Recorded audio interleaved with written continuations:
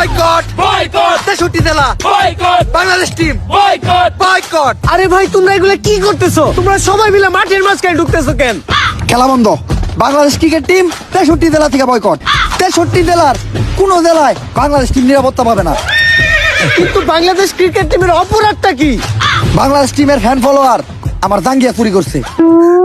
কিন্তু ভাই আপনি তো কোনোদিন জাঙ্গা পড়তেনি না। আরে বেডা কিছু একটা কই এত দোষের তলে ফেলানো লাগবো।